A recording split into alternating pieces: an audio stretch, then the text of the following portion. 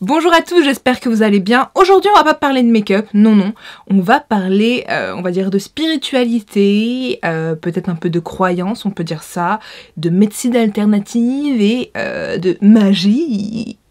Non, très sérieusement c'est pas vraiment de la magie, mais pour certains ça en est.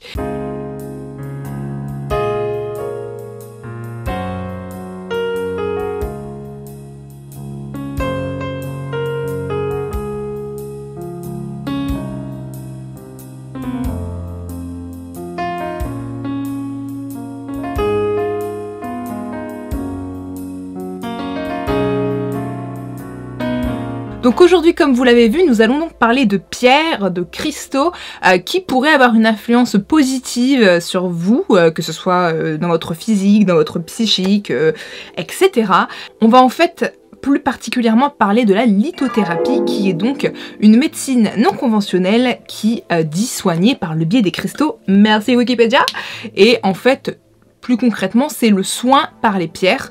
Je vais faire un petit disclaimer, attention, se soigner avec les pierres, ça ne remplace pas la médecine traditionnelle. Donc si vous avez un problème de santé, vous pouvez essayer de vous soigner avec les pierres, mais il faudrait quand même consulter un médecin, voilà. Les pierres ne peuvent pas tout soigner, c'est une médecine alternative et la médecine traditionnelle est quand même la meilleure des bases et donc c'est toujours mieux de consulter plutôt que juste de se dire je vais me soigner avec les pierres. Voilà, n'oubliez pas de consulter.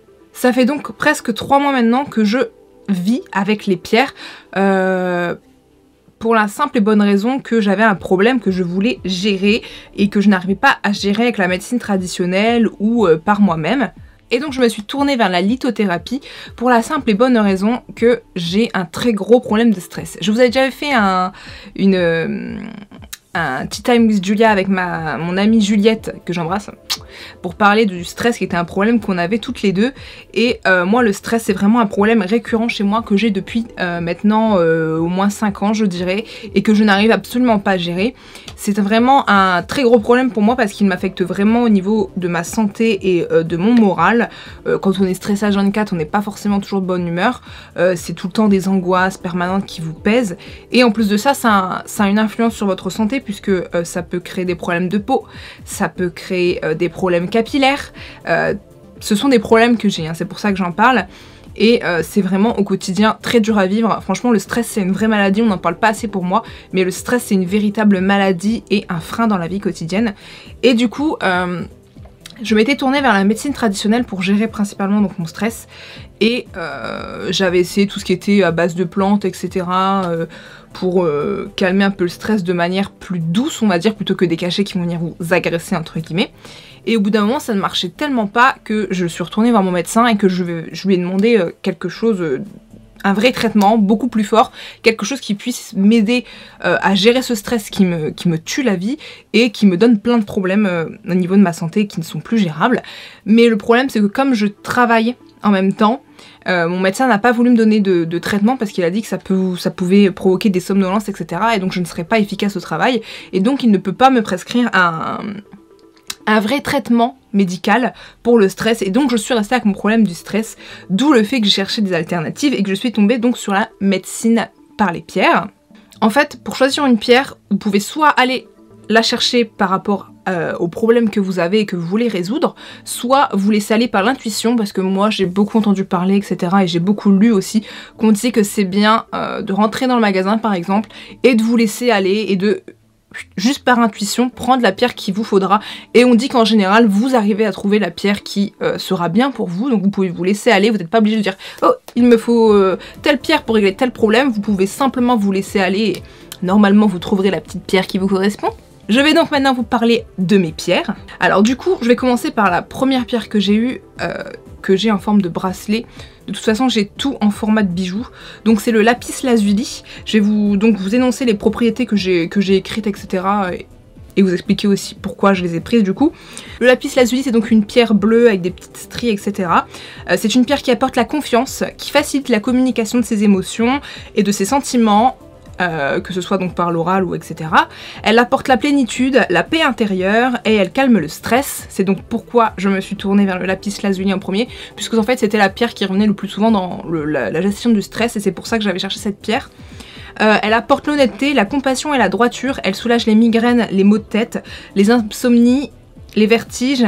Elle facilite la respiration, elle a des bienfaits au niveau de la gorge et du système nerveux, et elle agit aussi sur les troubles de la vue, les allergies, les reins, les systèmes digestifs, les problèmes liés à la bouche, les problèmes d'estomac et les problèmes liés à la peau et la pousse des cheveux, etc. C'est pourquoi c'est cette pierre là vers laquelle j'ai été en premier, puisque étant donné que j'ai des problèmes de peau et de cheveux liés au stress, je me suis dit elle gère, elle a un effet sur le stress, elle a un effet sur les problèmes de cheveux et de peau, donc c'est celle-là qu'il me faut absolument. C'est pourquoi j'ai cherché donc cette pierre que j'ai pris en bracelet, parce que je voulais quelque chose que je pouvais avoir sur moi facilement plutôt qu'une pierre que je mettais dans la poche, parce que bien entendu vous pouvez trouver les pierres en format pierre ou vous pouvez les trouver en format bracelet, boucle d'oreille, collier. Ma deuxième pierre que j'ai eue c'est une opaline, et là vous allez voir que c'est un peu...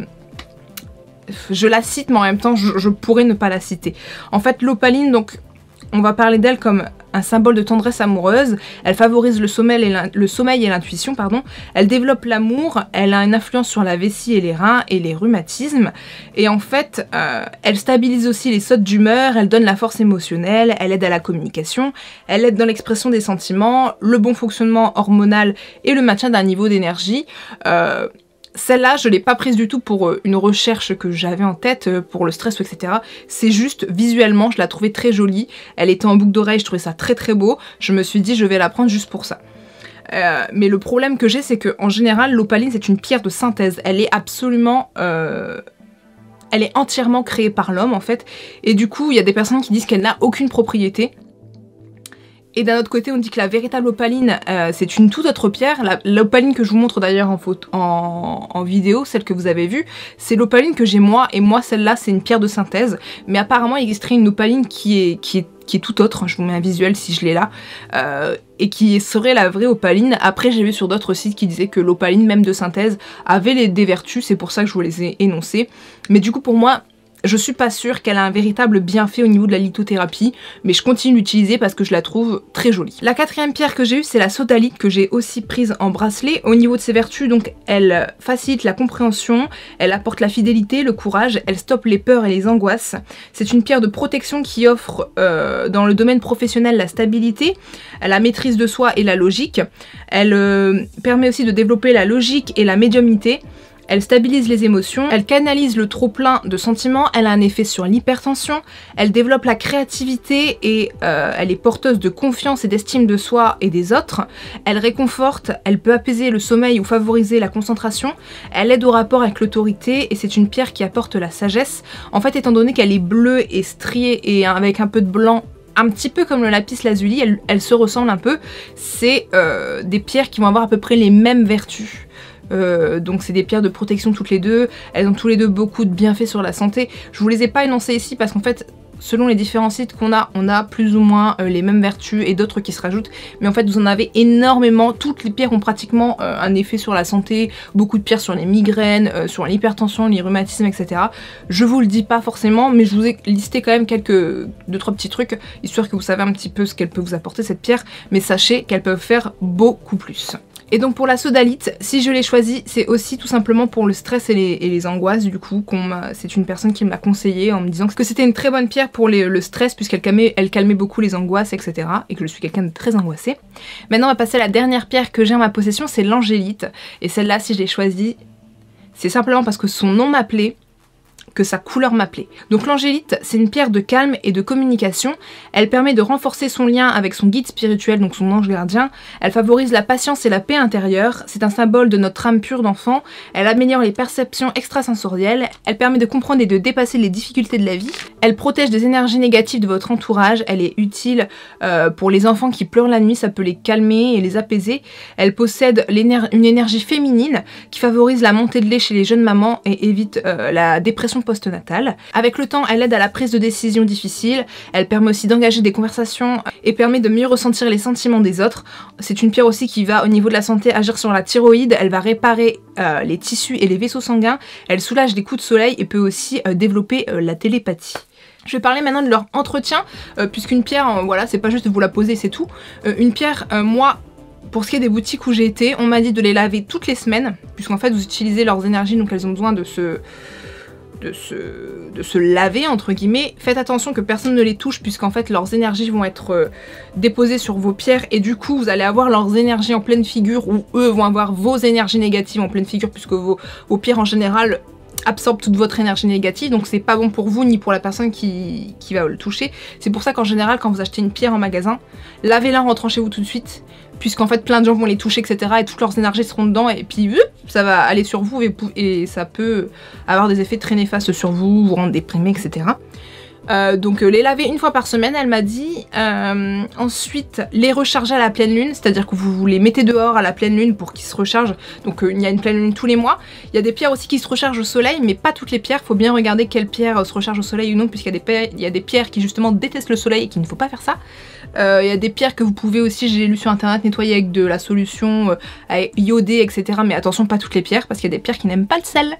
C'est un petit peu compliqué tout ça mais bon globalement moi ce que je fais c'est que toutes les semaines je les rince à l'eau froide et dès que c'est la pleine lune je les mets dehors pour qu'ils se rechargent en énergie. Je vais maintenant vous parler de mon bilan, de mon expérience, de mon vécu avec ces pierres.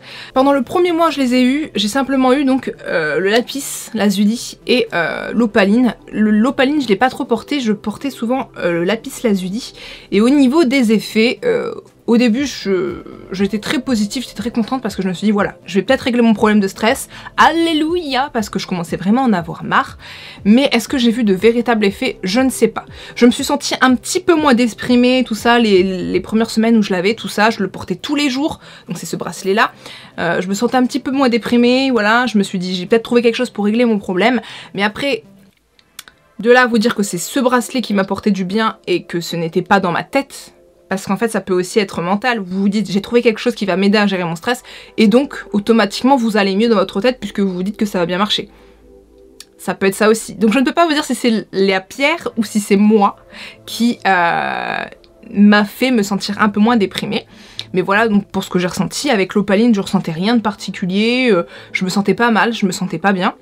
Et des fois en fait je peux aussi vous dire que je me focalisais pas là-dessus donc je peux pas vous dire vraiment si c'était les pierres ou quoi qui me faisaient me sentir mieux. Après j'ai eu la sodalite et l'angélite, j'ai eu la sodalite et l'angélite en même temps. Alors le premier jour où j'ai eu ces deux nouvelles pierres, je les ai portées avec mon lapis lazuli et je dois vous dire que j'avais le lapis là, la sodalite là, l'angélite à mon cou et je me sentais... J'avais la migraine. Ce jour-là, j'ai eu énormément la migraine. Je suis quelqu'un qui est migraineuse en général, mais là j'avais énormément la migraine, je ne savais pas pourquoi. J'ai essayé les jours d'après d'en enlever un bracelet ou etc. et je me sentais mieux. J'ai par exemple enlevé le lapis, je suis restée avec la sodalite et l'angélite et je me sentais mieux.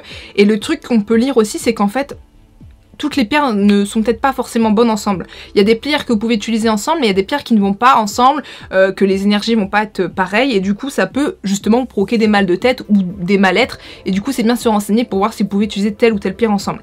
Non, en général on dit que les pierres de la même couleur, les pierres par exemple bleues, vont bien ensemble. Là j'avais 3 pierres bleues, mais je vous l'ai dit, j'avais un peu mal à la tête. Est-ce que ça vient vraiment des pierres? Je ne sais pas, mais en tout cas c'est le ressenti que j'ai eu.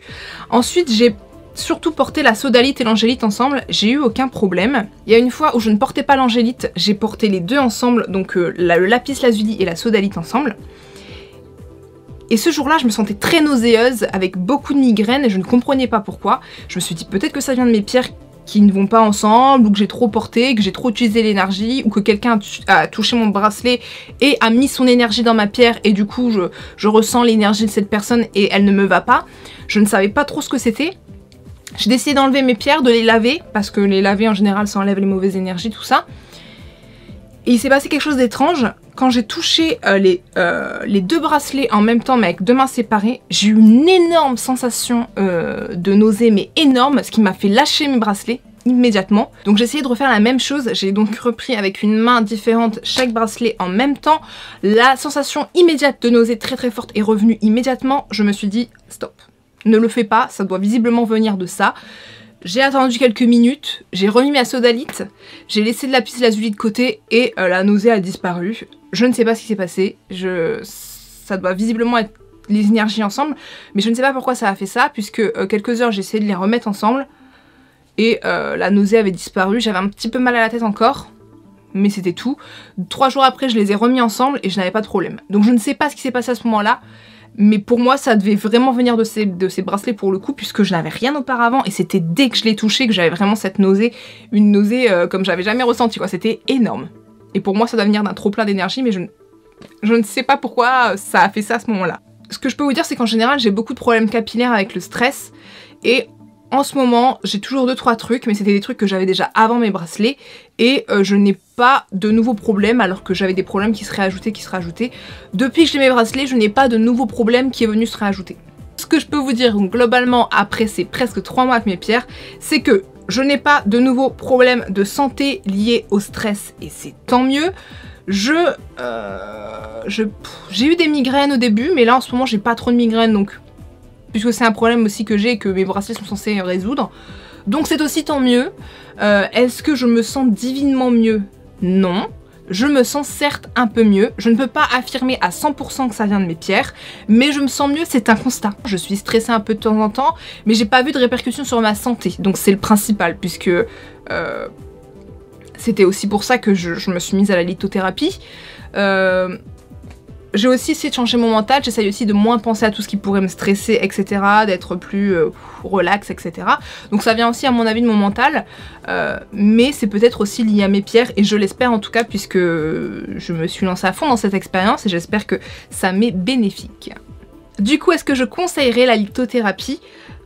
Bah écoutez, si vous êtes un peu spirituel, que vous croyez un petit peu à différentes choses, magiques entre guillemets, c'est pas magique le terme que je cherche, mais qui sort un peu de l'ordinaire, vous pourrez peut-être tenter la lithothérapie. Déjà, si vous aimez bien apprendre des choses, on apprend plein de choses sur les pierres, on découvre plein de pierres qu'on ne connaissait pas, je trouve ça vraiment très intéressant, il y a tellement de choses à voir, la lithothérapie, ça ne s'arrête pas à ce que je viens de vous dire. Et si vous êtes une personne, voilà, un petit peu curieuse, qui aime bien essayer de nouvelles choses, qui est un petit peu spirituelle, qui aime bien un peu les choses qui sortent de l'ordinaire, et qui par exemple a des petits problèmes qui voudraient voir si on pourrait les tester hors médecine traditionnelle ou etc. Vous pouvez vous lancer là-dedans, vous pouvez essayer, vous n'êtes pas obligé d'avoir 45 pierres, vous pouvez essayer avec une pierre, voilà, la porter un petit peu pendant un mois, etc. Puisque je pense qu'il faut quand même un peu de temps pour que ça ait un effet, et voir si ça marche. Si ça marche pas, bah tant pis, vous arrêtez là et puis c'est tout. Et c'est sur ces derniers mots que se conclut cette vidéo sur mes presque 3 mois avec les pierres, mon expérience, et sur la lithothérapie en général. N'hésitez pas à vous abonner à la chaîne si ce n'est pas encore fait, et à laisser un petit pouce bleu pour me faire plaisir, tout simplement. N'hésitez pas aussi à me dire en commentaire si vous connaissez un peu la lithothérapie, si vous avez déjà essayé, si vous avez envie d'essayer, ou si simplement c'est que du charlatanisme, de la bêtise pour vous. Il n'y a aucun souci, tous les avis sont bons à prendre tant qu'on reste cordial et gentil les uns avec les autres. Voilà, tout simplement. Et moi je vous dis à très bientôt pour une prochaine vidéo. Bisous. Ciao.